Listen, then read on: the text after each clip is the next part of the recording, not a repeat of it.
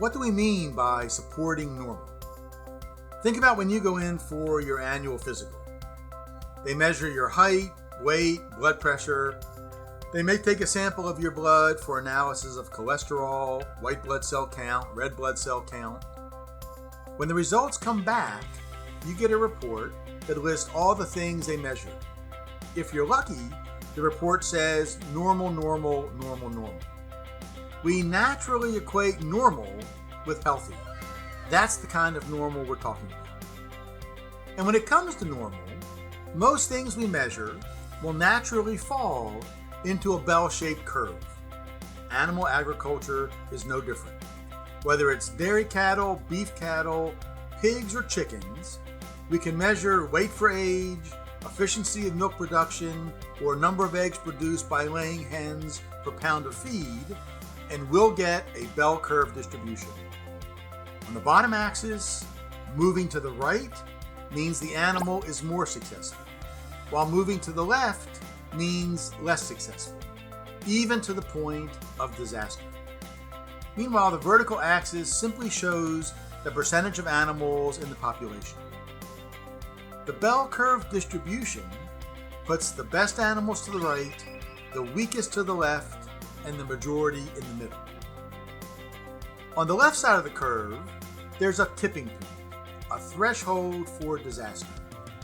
The animals to the right of that threshold are okay, but those to the left are at risk and will require a disproportionate amount of time and money relative to their value. As a manager, it's your job to keep as many animals as you can on the right side of that tipping point, to keep them normal, healthy, and thriving in your environment. Now, if you put that same group of animals on an effective probiotic, those on the far left shift to the right, from abnormal to normal. Okay animals become better. Better animals become best. Overall, there's a positive change in the distribution with a notable reduction in variation. The result of your action is that a greater percentage of animals are normal, and as a derived benefit, average performance improves. This shift in distribution is what we're looking for, and when it happens, we say you're supporting normal. Unfortunately, bad things can happen too. Things like bad weather, bad feed, disease challenges, or poor management. Any and all of these can put more animals at risk.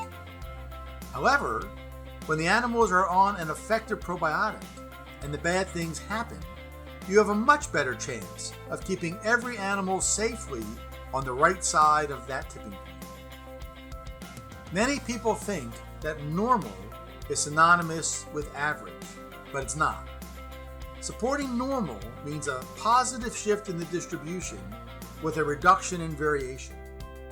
Normal curves tell you a lot about the entire group of animals and what you've done to support them.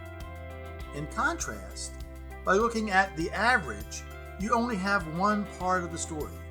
For example, saying that a herd of dairy cows is producing an average of 90 pounds of milk per head per day doesn't tell you that some cows may be at 50 pounds per day, while others are at 120 pounds per day.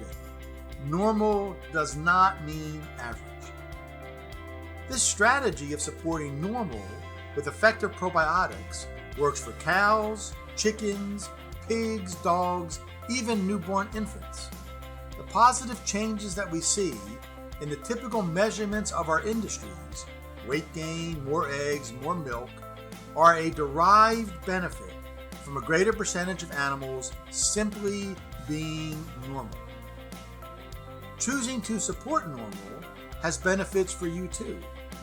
As a manager, nothing feels better than having a normal, stable herd, flock, flow, or lot of animals.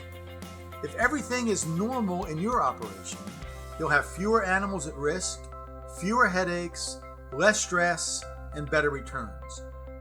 You may even have more time to spend with family, friends, hobbies, the things that matter most to you. It all starts by supporting normal with effective probiotics.